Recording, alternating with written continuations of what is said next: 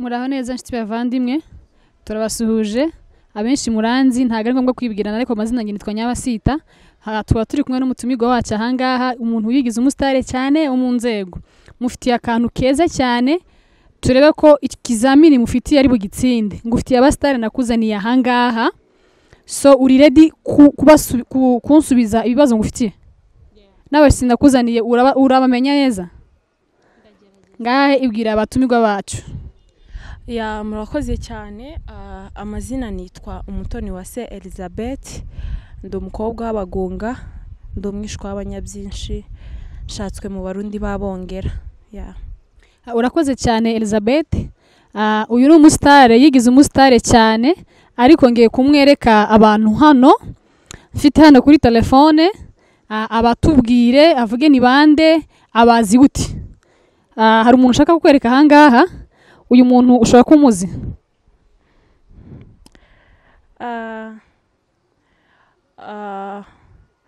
Uyu bamwita Michael Michel, atuye muri Amerika. Ikintu muziho, ni umuntu uharanira ubumwe bw'abanyamurenge, ni umuntu ukunda ubwoko bwe. Ndibaza nubwo ari muri Amerika ariko asa nk'uri muri Kongo, kubera ibikorwa akora n'ukuntu agaragariza ubwoko bw'iwe urukundo. Urakoze cyane. Yego, icyo uvuze nako tukimuziho. Imana imuhe umugisha ahari. Ngiye kukwereka undi muntu. Uyu muntu ushaka kumuzi? Uyu muntu ndamuzi, ni Ndamayize Muhoza. Birindi ntabwo ndi kuryibuka icyo nzi ko agira 3. Matayo. Ni umuntu mwiza, ni umuntu ugira favor y'Imana, agira igikundiro cy'Imana. Imana yamuhaye igikundiro. Ni umuntu mbese iyo ari kubwiriza ubona afite izindi mbaraga zidasanzwe. Kandi urabona hari igihe umuntu abwiriza ugasanga umuntu umwe ari guhunyiza, umuntu ari gutemba, ariko uyu muntu iyo ari kubwiriza nta muntu wasinzira, nubwo byaba ari 9 z'ijoro ari muri overnight. Mbese ni umuntu Imana yahaye impano, arakunzwe cyane. Urakoze cyane. Ese Ndamayize ni umuki? Ndamayize ndanumva abantu umunyabibogobogo.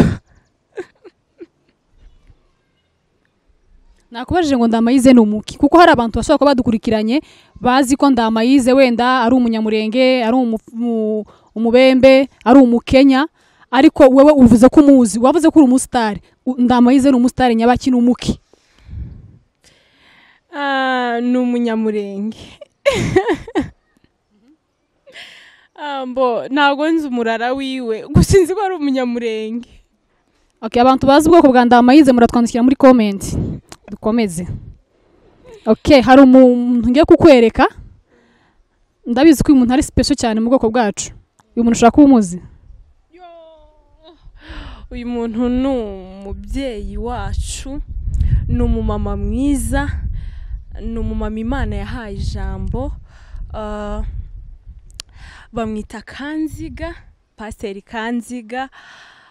Ni umumama wambara neza, mwiza, agira n'urukundo ku bantu wenda batamuzi. Ngenda muzi, ni inshuti yanjye, ndumva ari byo namuvuga. Urakoze cyane. Turamusuje umubyeyi wacu ahari, Imana ikomeze ikuzamure. Uyu muntu ushobora kuba umuzi? Uyu muntu yitwa Diane Uwase. Icyo muziho, ni umubyeyi cyane umumama ushyigikira umugabo wiwe, utanga support. Burya ikintu muri iyi minsi kigoye ni ukubona umugore ashyigikira impano y'umugabo wiwe, cyangwa umugabo ashyigikira impano y'umugore wiwe. Ariko icyo nziho, uyu mubyeyi Diane asupportinga umugabo we Kiriki. So icyo kintu nkimuziho, kandi ni n'umuririmbyi, azi kuririmba indirimbo za gospel. Imana imuhe umugisha, Imana ikomeze bazamure impano zanyu. Hanyuma rero uyu muntu ushobora kuba umuzi, kuko ndamuzi, ngiyeho ku bwanjye muzi ukwanjye ariko wowe ndabizi ko umuzi kuturusha umuntu ushaka kumuzi mana we uyu muntu sinzi ukuntu namuvuga sinzi aho nahera uyu muntu bamwita Bishop Masengo Fidel mbese sinzi icyo navuga kubera ko ni umubyeyi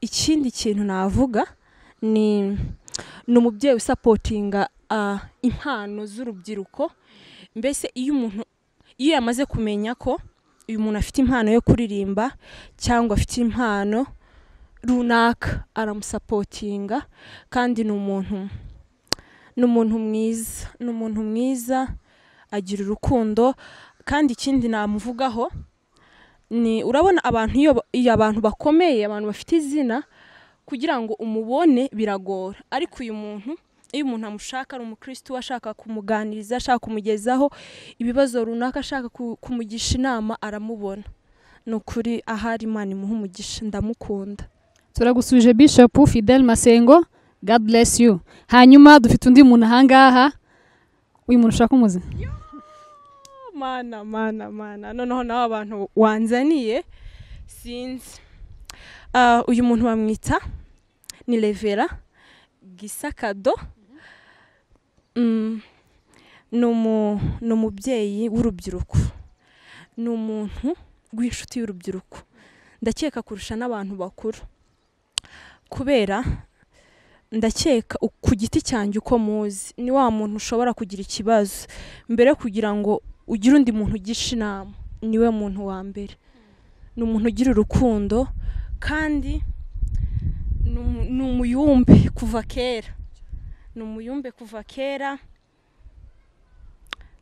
ndumva ibyinshi sinavuga byinshi gusa ahari Imana ikomeze imurinde turamukunda cyane Imana iguha umugisha Revera uri inshuti yacu nanjye ubwanjye ni inshuti yanjye hanyuma rero nakubwiye ngo naguteguriye abastare kandi b'abanyamurenge nta bandi bo ku ruhande barimo nta Bakenya nta Bagande nta abanyamurenge gusa uyu muntu ushobora kuba umuzi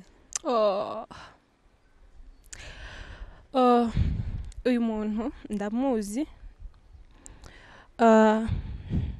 ntago muzi cyane nta nubwo turahura nta nubwo turaganira uretse kumubona ku masosho media umuntu agakunda umuntu bitewe n'imvugo yiwe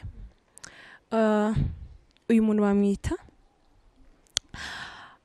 Apotre Gitwaza Paul ni umubyeyi w'isi yose ikindi kintu muziho namukundira ni uburyo akunda ubwoko bwe ari proud yo kwitwa umunyamurenge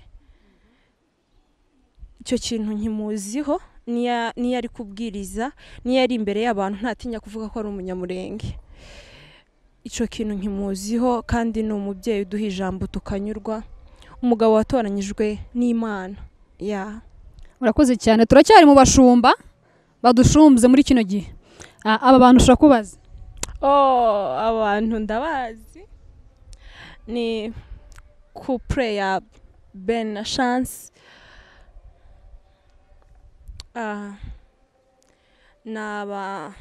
ni umugabo n'umugore bashyize hamwe bakora umurimo w'Imana wo kuririmba bahembura imitima y'abantu benshi barabizi naho bari inshuti zanjye ndabakunda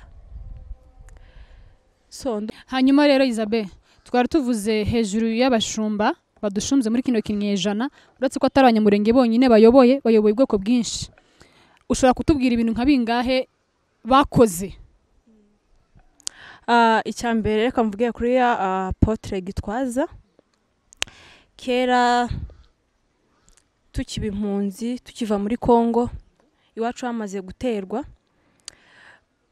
izina umunyamurenge ryari rimeze nk'igitutsi ukumva ntabwo ushobora kuvuga ngo ndi umunyamurenge Apotre Gitwaza aba proud aba umuntu wa mbere wo kuvuga ko ari umunyamurenge hari uburyo umuntu y'ureba akomeye akavuga ko akavuga ubwoko bwiwe, natwe aduha inzira yo gutinyuka, imbaraga zo kuvuga ngo natwe abantu batoya, abantu bari inyuma yiwe, tube proud yo kwitwa umunyamurenge. Icyo rero ndumva ari ikintu yakoze gikomeye cyatumye tubana n'abantu, tukabana n'abanyarwanda, tukabana n'abarundi.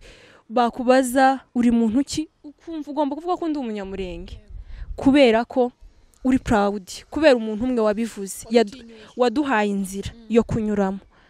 Ese kuri kumbaza cyane, reka nanjye nkubaze. Wambajije ku bashumba benshi, wambajije ku bastari uyu munsi dufite bafite izina hano hanze. Ese Bishop Masengo ni cye kintu cyatumye amenyekana? Urakoze cyane. Bishop Masengo ikintu yakoze mu bwoko bwacu, yatumye nawe ari mu bantu batumye tumenyekana nk'abanyamurenge. Ikintu cya mbere no mutangaho urugero, mu Rwanda ntibagiraga ibintu by'ibitaramo, kumva ngo hari agatatu hari akabiri. Bishop Masengo yaduciriye inzira kugira ngo tubone ahantu tuzoza tuja kwegera Imana, hitwa ngo na gatatu. Nta handi ako gatatu ahantu ho gasanga, nta handi ni muri Foursquare, kubera ko novuga ko ari gatatu k'abanyamurenge nibo bagatangiye. Kahereye aho bita Kimironko mu Kanogo, katangiwe na ba Pastor Ndamayize na ba Revera Kado n'abandi benshi. Rero Masengo yakoze ikintu gikomeye na Bishop Gitwaza. Izina umuntu ubu ngubu afite ishobora kuba ryaravuye muri ratorero cyane. Ndibaza abastar ubu dufite, abaririmbyi ubu dufite, abenshi bamenyekaniye kuri kara gatuti. Kandi natwe hari igihe nsigaye ngenda nk'ahantu bakabetse niwe wa mudamu ujyisirimba, nkavuga ati tujye dukurikira muri Foursquare. Rero Foursquare ni inzira bamwe bamenyekaniyeho. So turagushimiye cyane ko watumye tumenyekana. Imana iguha umugisha, turagukunda, turi proud yo kwitwa abanyamurenge cyane cyane. Imana ibaha umugisha, kandi tubafitiye ibindi bintu byinshi cyane. Muri part 2 tuzabazanira abandi. Murakoze cyane, turabashimiye mwebwe mwese, cyane cyane dushimira ubwoko bwacu bw'abanyamurenge, harimo Apotre Gitwaza na Bishop Masengo. Mwaduciriye inzira kugira ngo tubone aho twinjira nk'ubwoko bwacu, dutinyuke nk'abanyamurenge n'abanyamurengekazi. Murakoze cyane. Hafi ahangaha turabazanira coming soon part 2.